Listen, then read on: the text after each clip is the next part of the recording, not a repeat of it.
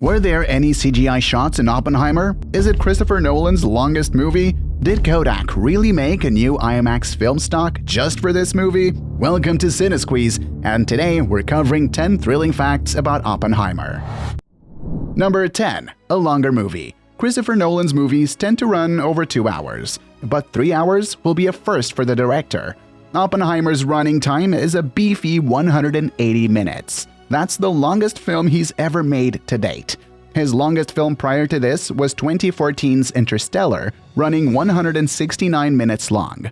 So while Oppenheimer is not surprisingly long for his filmography, it's still worth highlighting as one of his lengthiest of pictures. Number 9. Returning of R. Director Christopher Nolan has been known for big films that tend to please a large crowd.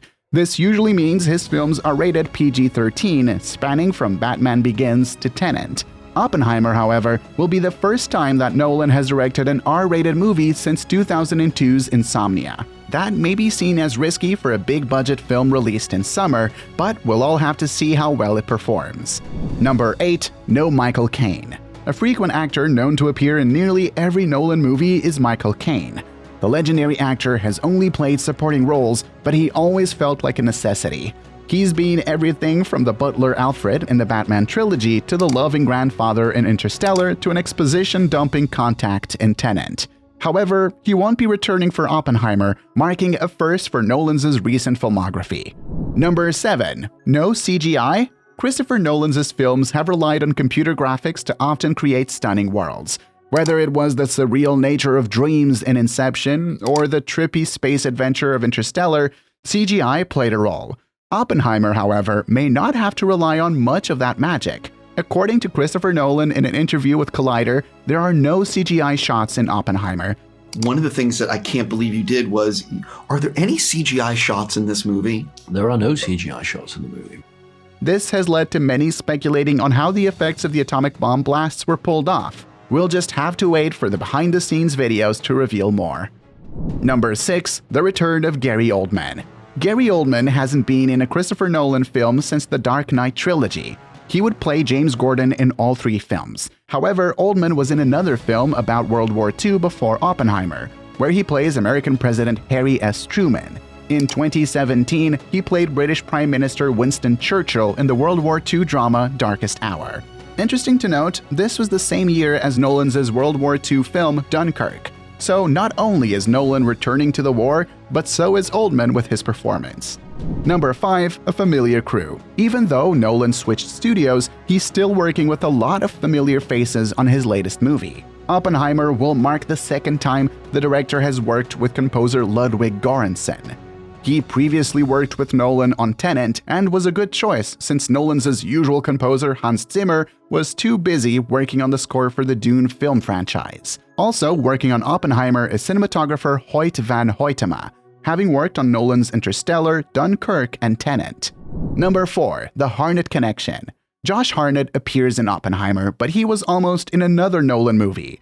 He had been chosen as one of the 3 finalists to take the role of Bruce Wayne in 2005's Batman Begins. However, Josh declined the offer, and it's a move he had been kicking himself over for years. Having wanted to work with Nolan for some time, he finally got his chance with Oppenheimer. As if that isn't enough of a treat, the film will be released on July 21st, 2023, which also happens to be Hartnett's birthday. Number 3. Reading the inspiration. The decision by Nolan to make such a movie as Oppenheimer came from reading up on the material. The idea was initially pitched to him by producer Charles Roven. Then producer Emma Thomas gave Nolan the nonfiction book American Prometheus as a recommended reading to get him interested in the project. Finally, Robert Pattinson had a hand in pushing Nolan to this project as well. He gave Nolan a book of Oppenheimer's speeches soon after the completion of the film Tenet. And that was all the convincing the director needed to make his next film about this historical creation of the atomic bomb. Number 2. A different studio. Nolan's movies have for the longest time been produced by Warner Bros. He helmed the studio's Batman IP with the acclaimed trilogy featuring Batman Begins, The Dark Knight, and The Dark Knight Rises. His work on those films led to him being able to craft original big-budget films like Inception, Interstellar, and Tenet. Oppenheimer, however, was not made with Warner Bros. After a spat over the distribution of Tenet, Nolan parted ways and developed Oppenheimer at Universal Studios. Number 1. IMAX in black and white.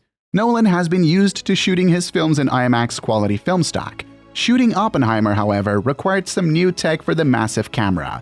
Parts of Oppenheimer were going to be shot in black and white, and while Nolan could change the color in post, he wanted what was filmed to be in black and white.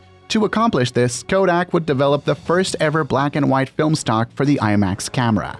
Even for a film that goes back in time, Nolan still finds a way to push the medium to new levels of innovation. So, what did you think of our list? Did you learn anything new? Was there any trivia we missed? Are there any other factors in the cast worth mentioning? Let us know in the comments below. Be sure to like and subscribe for more movie lists. Thanks for watching.